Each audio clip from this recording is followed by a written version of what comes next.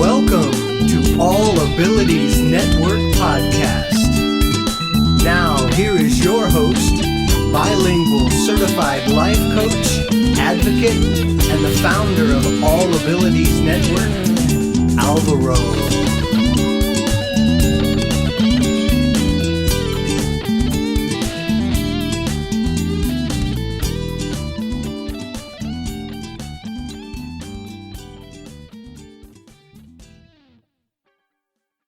Hi and welcome to All Abilities Network Podcast. My name is Alvaro and I'm very happy to be with you today. Before I introduce our guest, I want to say thank you to people listening from the United States. We have listeners in Canada, in Australia, in Africa, in Europe, in Latin America. And well, it's a pleasure to do this show. I have been doing interviews for over 14 years plus. It's unbelievable how time flies. It's funny. I was thinking, probably I have never done a show with an upcoming comedian because I have had psychologists, I have had NYPD police officers who were shot and they became blind and all that. I have had martial arts instructors. I have had cooks. I have had you name it, writers and so many professions and all of these. But someone who wants to be a comedian, I do not believe so. So it's going to be interesting. We have Lisa Miller from Virginia. She's a blind woman. She wants to become a professional comedian, which is pretty interesting. And, well, she has a lot to say. And she has a nice voice, I can tell you that right now. Hi, Lisa. How is everything going? It's great. We just celebrated 4th of July here. And, 4th it's of warm July. and it's summer holidays and pools and all of that. Amusement parks. Yeah. All of that good stuff. Lisa, tell us a little bit about the celebration of the 4th of July. For those who are not in the United States, what did you do? How was the celebration like where you live?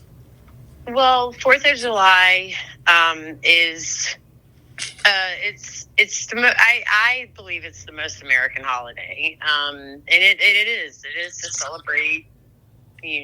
When America became separated from Europe and declared their independence, and it is burgers and good drinks and fireworks, and that is a typical 4th of July.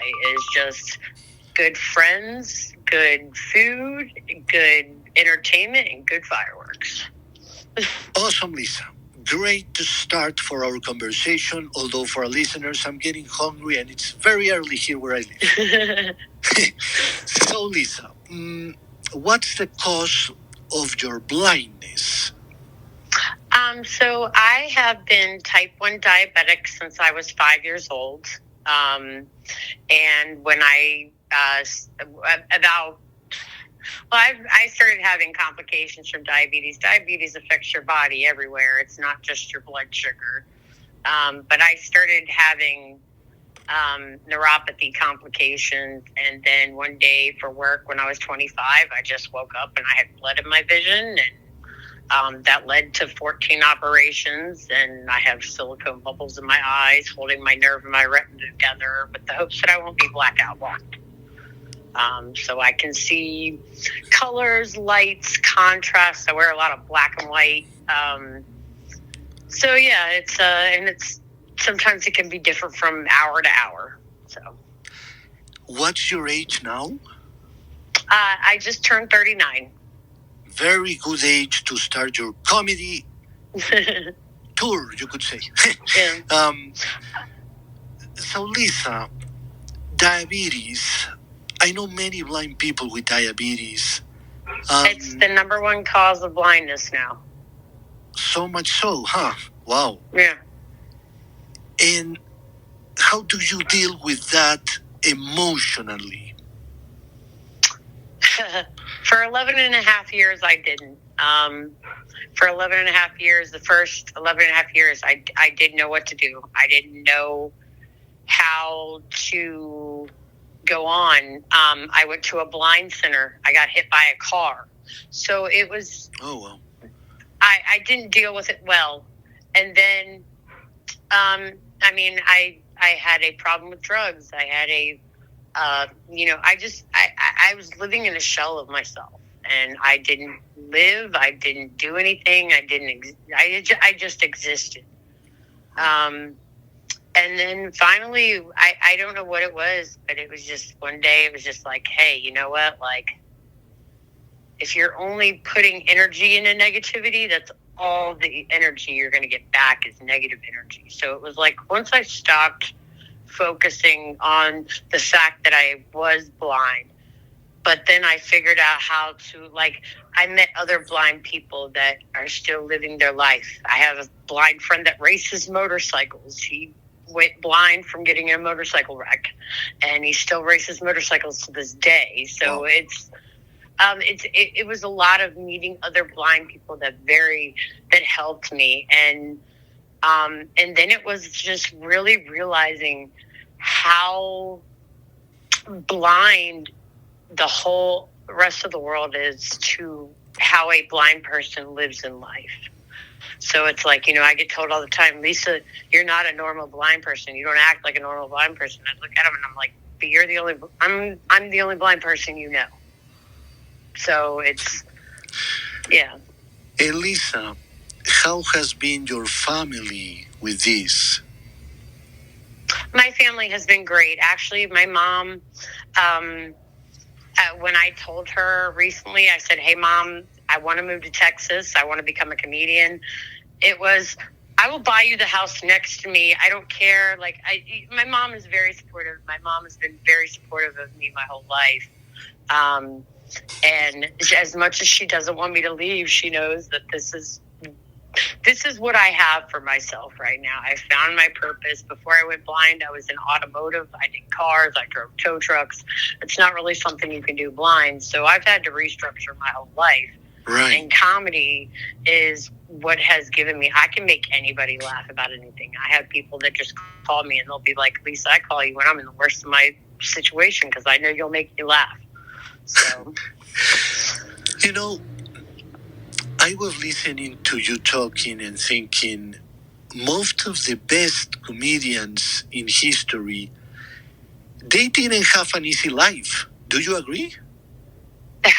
I mean, I believe to be a great comedian and you have to have life experience. Right. Like, a comedian's not going to be funny if they get up there and talk about all the problems they have with their yacht. Right. But, like, I can tell you that I grew up on a yacht, but, I've also been homeless. So it's, I believe that, comedians have to have life experience. Right. When did you start thinking comedy is my thing? It really didn't even happen like that. It just, like I said, for the first 11 and a half years I went blind, I was a walking dead person. And then I moved to back home, well, home-ish. It's about 30 minutes from where I'm originally from. And I had to go on this self-discovery journey. I lost 160 pounds. I had to get all my teeth routed and fixed. I had to learn how to be blind. I had to learn how to, I had to go get a job again, which was something I was working towards. I was like, I want to work. I want a job. But it was just the more people I started being around, new people that knew me as being a blind person, they were like, you're funny. We need to get you on a stage. So it was never really like, I had gotten a job working at an assisted living. Uh-huh. And it, I'd be really careful, but I was always cracking jokes, and it was, I mean, in a place where you're working, where, Yeah. The outcome is always going to be death. These people are old. It's the last, I could bring humor, and these people did bring humor to me. So, yeah. It was never really like I just woke. It's just someday people realized how funny I was, and then I got up on a stage and I really liked it, and the jokes just come naturally to me. So it's, yeah. Lisa, who do you admire in the comedy stage?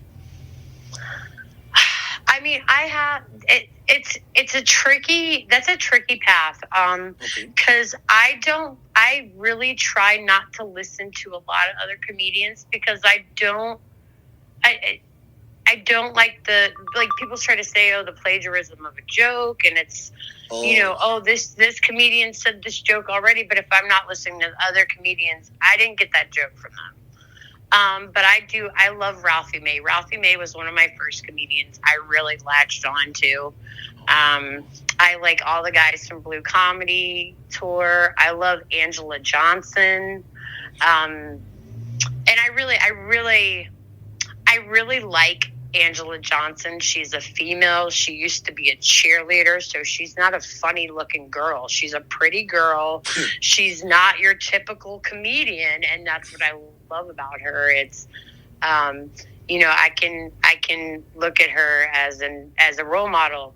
Like, she wasn't a comedian. She was a professional cheerleader. And then it was like, hey, you know what? People say I'm funny. And she made that switch over. So it's, I really like her. And then when I started getting into comedy, everybody was like, you need to go to the Kill Tony show. You need to go to the Kill Tony show. And I didn't know what it was. And it took me almost a year and a half to finally, figure out what Kill Tony was and listen to the show. And now I meet people and I'm like, yes, I'm getting ready to move to Texas. I'm going to do the Kill Tony show. And they're like, you're going to kill it on that show. So it's a matter of, the biggest holdup for me is that I'm blind. I live right outside of Washington, D.C. I could be doing comedy in that area, but I don't drive, and I don't live close enough to that area to pick up public transportation for it. Why is so important that show, that Tony show? Well, it's not just that show. So that area, particularly Austin, Texas, is blooming for comedy right now. There are several comedy clubs opening up. Oh. I do a lot of what old comedians do, where Seinfeld says, before he was an on-stage performer, he would just walk around the streets and do his jokes. Oh. And that's kind of where I started. There's a local place I go to, and I had a guy looking for my motorcycle one night. Just because, that's what I do. I go into stores and I tell people my jokes, and that's how I get them rolling, and I figure out which ones are good ones and which ones are bad ones, because I said, I don't have the availability to do enough open mics that I would like. So, my thought process is, people that want to be movie stars, they move to Hollywood because that's where everything is. And it's like, all these people are flocking to Texas to be comedians. And it's like, I don't have any kids. I'm not married. I literally don't have anything keeping me here. I can do this, and I need to do it because I need help. I'm not good with social media. I'm not good with those kinds of things. So going to the show is me presenting myself as a comedian that really needs help. So, Lisa, people listening to you may say, okay, it's great. She has a purpose and she's going for it. But some people may say, is this going to pay the bills? It'll pay more bills than what my disability check is paying. Good point. Yes. I mean, if I become a comedian and I'm making $70,000 a year, I'm still making $57,000 more a year than I'm making on disability. So, yes, I'm good at it. I believe, some comedians go into Hollywood. They become screenwriters, and I do believe I could get into that. But actually, I really feel like my my comedy is actually really interacting live action with people. So like, I need help getting a YouTube channel launched, and just walking around making people look for my motorcycles, or I mess with people on a regular, because like, it's not normal for a blind girl to just be walking through the mall, and it's, and everybody, it's a level of teaching, because like, it does upset me when I'm walking through the mall and somebody's screaming at me that I'm about to hit something, and it's like, I didn't just drop out of the sky and end up here, and the next time I'm here, you're not going to be here. So like, it's one of those things that I know a lot of blind people, and they wouldn't put themselves in a position to do something that they couldn't do if they didn't feel like they can do it. So yeah, so that's the big holdup, is just I don't want to be a rich famous comedian. That, at the end of the day, that would be great, but like, being on a tour bus that doesn't change, and then being able to go all over the country and do jokes, that's a dream job for me. That would be great for me. And it's not really about the money. It's about me being able to say, like, this happened to me. I was making six figures. I went blind. I had to go through a bunch of stuff, but like, I was still able to figure it out. And that's the most important thing to me, is that like, my mom can die happily knowing that when she's dead, I can take care of myself. Right. So. Right. What it takes to become a comedian? I don't really know. I am a wing it kind of person. So I like I said, I really didn't have a plan in all this. It kind of happened. And the last open mic I did, 2 other comedians got booed off stage, and it was an eye-opening thing for me that, hey, I'm really good at this. I'm likable. People like me. I'm funny. I can make jokes pretty much about anything. And that's, that's where I just, I love it. I love making jokes. And the thought of like, being accepted and being blind is hard. Like, you're always trying to fit in, and you feel awkward when people walk away from you when you're in a group, and it's frustrating. But like, my ideology behind it is, if I'm a comedian, people are paying to see me.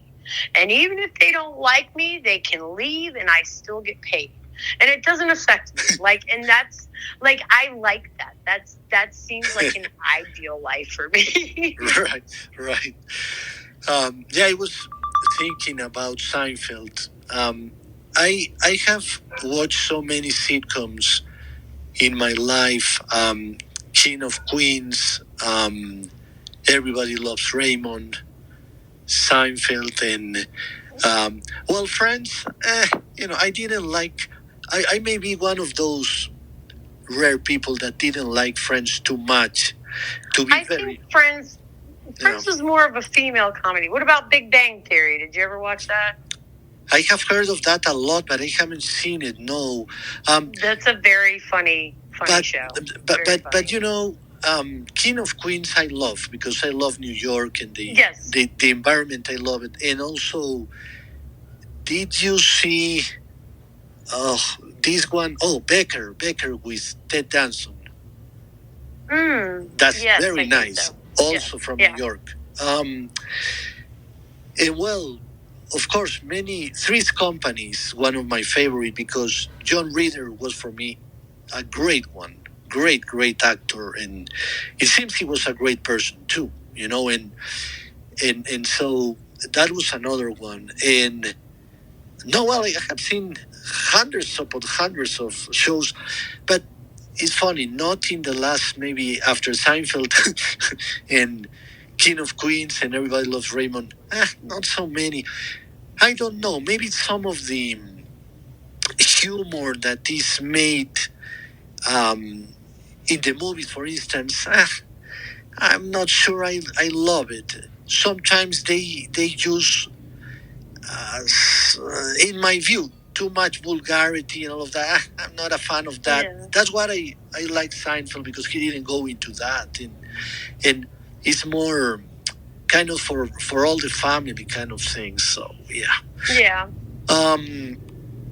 Now you need a good memory, right? Absolutely, yes. How do you write your jokes, and how do you stay away from repeating yourself? Like people say, yes, he's talking about drinking Coke, and 10 minutes after that, she's drinking coffee. Yeah, she needs to change that kind of, you know what I mean?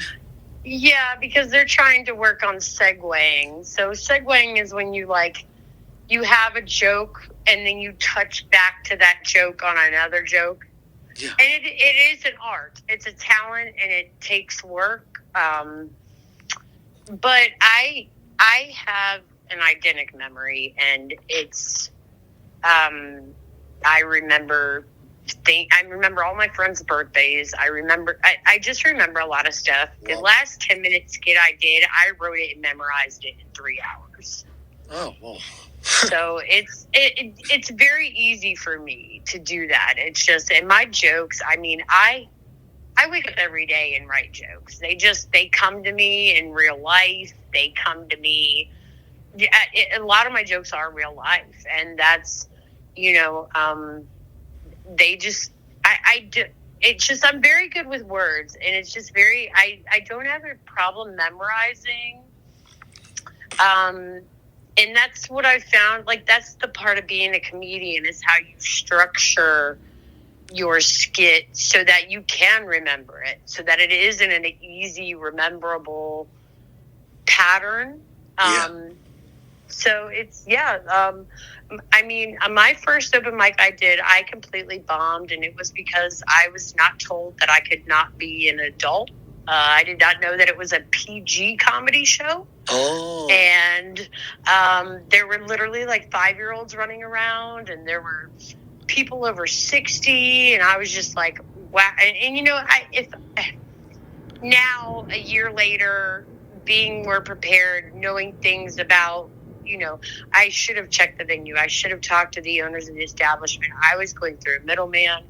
So there was a whole bunch of things that I learned. And, they say a lot of good comedians, they bomb their first one. So that's just I just kind of shook it off. And, people were like, are you going to keep doing this? And I was like, yeah. And it's been great ever since. I've done great. I've hopped on to open mics where I just showed up to an open mic, talked myself in, didn't have a skit prepared, and I went up and killed it. So it's just, wow. It's very easy for me. I know, now technology is a lot different, and some comedians do have earbuds to remember. And I've done a 45-minute skit, and like I said, I bombed. But if I ever did that again, I'm sure I would need a little earpiece with just maybe the names of the jokes, probably 30 minutes in. I think that's okay. Yeah. So, people, not everybody has a great memory. I do like to boast about the fact that I have not had to do that yet, but, right. I'm still early in the game, so. Right. And, it's interesting because I remember many, many, many years ago when I was diagnosed with RP, I went into a website designed by an American guy named John Weinberg. And John designed a website for, I believe she was visually impaired and she was a comedian.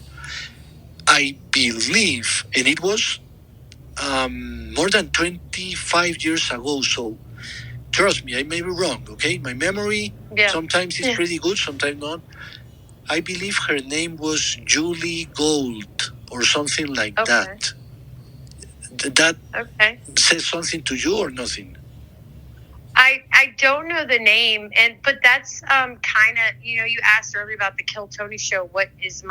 He actually specializes with disabled comedians. That's his thing. That is his forte. He has a lot of autistic people that come on.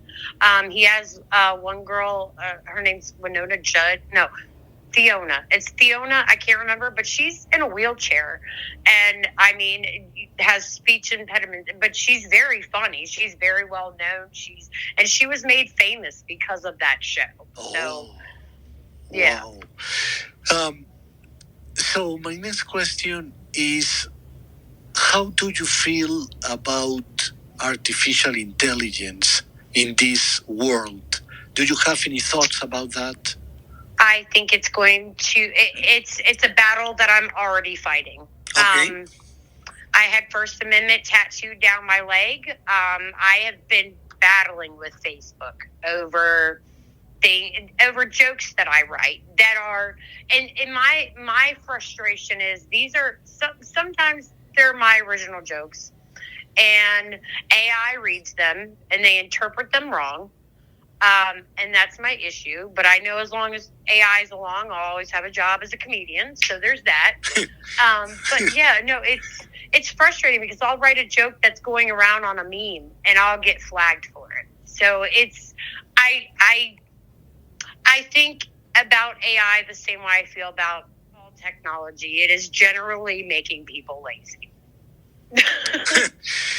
Yeah, I say to people, for our listeners, that we have incredible tools that humans are not using so very, very well because, you could use technology and AI as such that would help you, but it wouldn't make you feel that is substituting you, is replacing you, or is doing everything for you. So it could be very useful in certain situations, not in too many situations, but in certain situations. As a blind person, I totally understand someone is using a pair of these famous Meta glasses and they walk and it says to you, in front of you is a cat and everything, and it's great.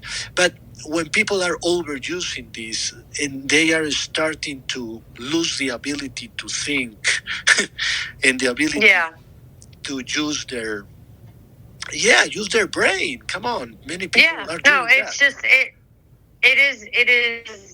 it is delaying people's critical thinking, and it's just it's scary because it's. And I mean, I even say, like my diabetes is under control now because of technology, because I have a CGM. Right. And, I would absolutely, now being blind, trying to check my blood sugar it's a whole nother beast. So it's, I do feel that technology, like being blind and having technology, if I was blind 30 years ago, I wouldn't be able to Uber here, there, everywhere. I wouldn't be able to just pick up my phone and look at a spice, container, and my phone reads it to me. Like I wouldn't have those things 30 years ago, and I don't know if my life would be the same now because of technology has made a lot of things great. But I feel like technology is also taking away from people's critical thinking, and that's going to be a problem. When people can go on ChatGPT and write jokes, and they can go on stage and perform them because they just have a good stage performance or they have a good stage presence, they're not actually really funny. They're just using technology to write these jokes. It is scary.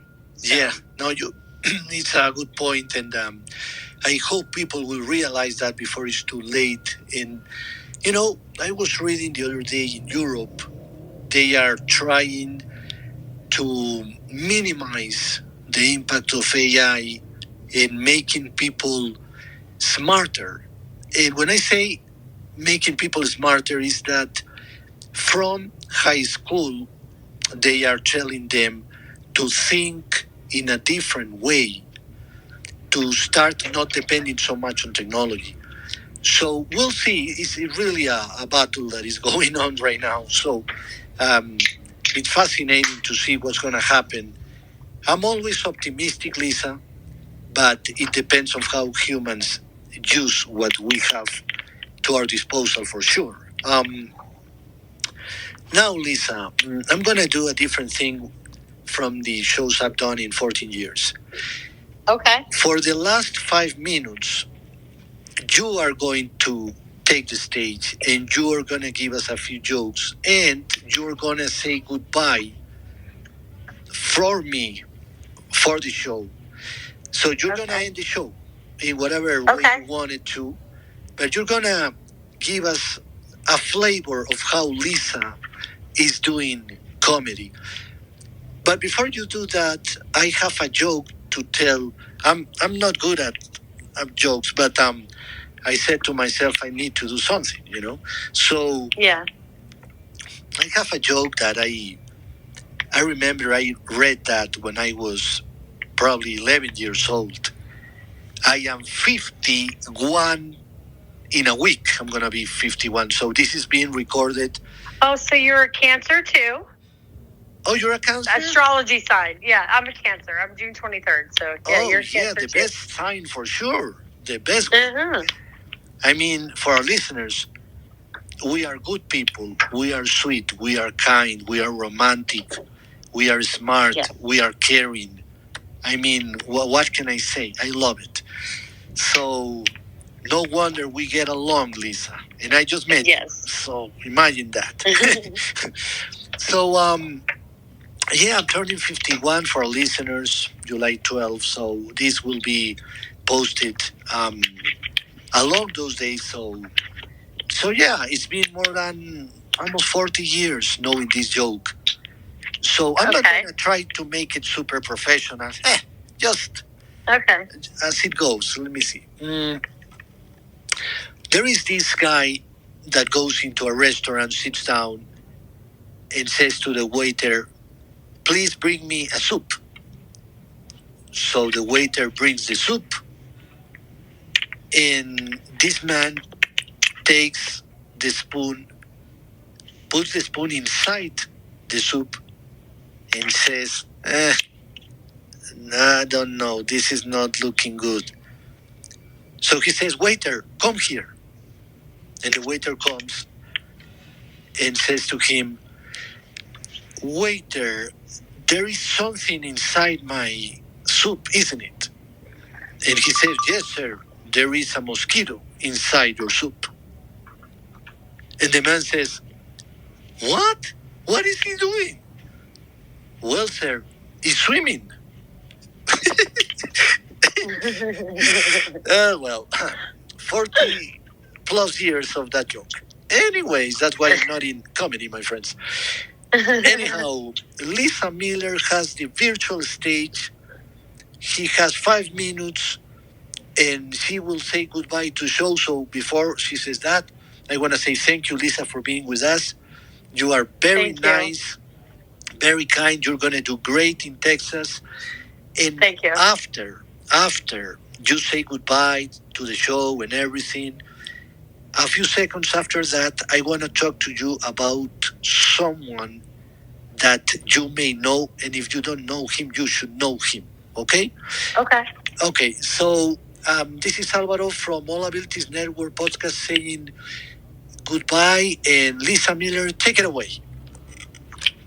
Okay. So I am a blind 38. Well, when I wrote this joke, I was 38. 39-year-old. I identify as female 98% of the time, which is why I wear Chuck Taylors all the time. I have no kids and I'm single. And I tell jokes about sex, drugs, and money and looking for shit. And that's why I tell everybody I'm single. I have my shit together. I just can't find it. Everyone tells me love's around every corner. Okay. As soon as my blind ass figures out how to stop walking in circles, I'll be right there. So, I once witnessed a carjacking. It happened right in front of me. I heard the whole thing. The cop said, "Ma'am, can you describe the suspect?" Absolutely. I have enough vision to get me in trouble, and it does. He was black, and he kind of looked the same as everybody else. Because in my world, everybody's black, and everybody kind of looks the same. So if you were standing in front of me, I could see your outline, but I could never pick you out of a lineup. So go ahead and sell me drugs.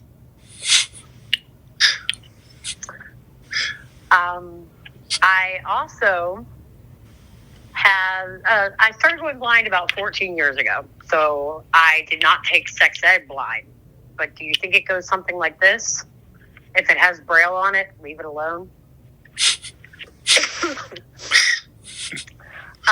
One of my favorite things I like doing is I like enjoying some good weed and thinking of really ridiculous things.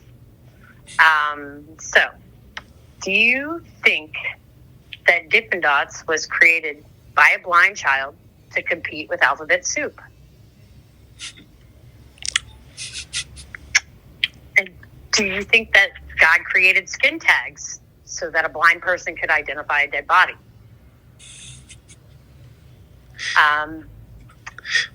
Do you think that popcorn ceiling paint was invented so that a blind person knows which way is up?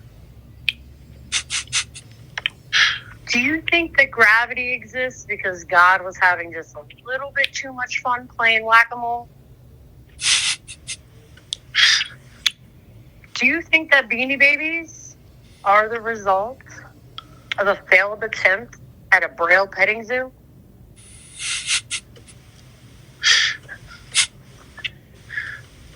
So, and have you trap a blind person in an escape room? Popcorn ceiling paint? So, do you know what happens when you send a blind girl a dick pic? I'm going to tell you what happens when you send this blind girl a dick pic. First thing you need to know is that I have a retinal problem with my vision. So I can see my iPhone enough that when a dummy sends me a dick pic, I know it's a dick pic. And first thing I do is I run into my male roommate's room and I ask him, what's this a picture of? He said it's a dick. Thought so. Then I run back into my room, and my immediate response to the idiot that knows I'm blind and he just sent me a dick pic is, oh my God, it's so small I can't see it.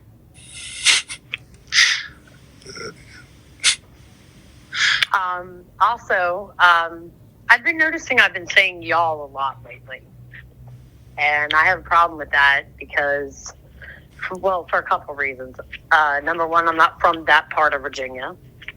And number two, I stopped saying y'all a long time ago when I was a kid because I got made fun of for saying it. And I got made fun of for saying it at church.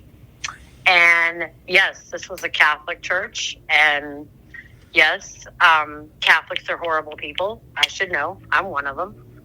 And you can tell that I'm a practicing Catholic because I don't go to church. And every time I try to get going walking to confession, I end up getting turned around by some Latter-day Saints. But if there's one thing the Catholic Church did for me as a child that has benefited me as an adult, is that it has given me great dick-sucking posture. Sit, stand, kneel. And now, as an adult, I only deny Jesus when I need to be stoned.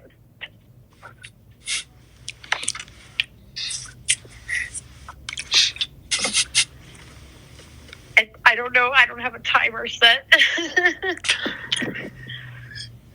Great job. I don't have a timer set, so I'm sorry. Great job, Lisa. Great job. Please say how people can reach out to you. So I only have, this is why I'm going to Texas to find Kill Tony. I do need help with marketing. So I only have a Facebook page. You can find me on Facebook under Lisa Miller Maynard and from Fredericksburg, Virginia.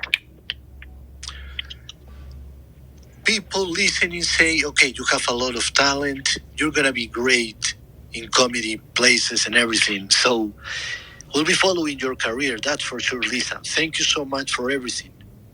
Thank you. And can I just say that I perform better the more people I have to perform for. So, like, I've tried to record a podcast where there was nobody, and the thing I love out of comedy is making people laugh. So it's not, I don't know how well a social media page is going to work for me doing comedy because I need people laughing. That's what gives me my energy and makes me do it better. Oh, right. Makes sense. It makes sense. All right, Lisa. So we'll be in touch. Please don't leave. I have to say something. So thank you, listeners. Okay. Thank you, listeners. And please check out my Facebook page. Follow me. My trajectory is to be in Austin, Texas by November 1st. So. Awesome. Good night, everybody, and remember to smile. This is Alvaro from All Abilities Network Podcast saying good night. Good night, everyone.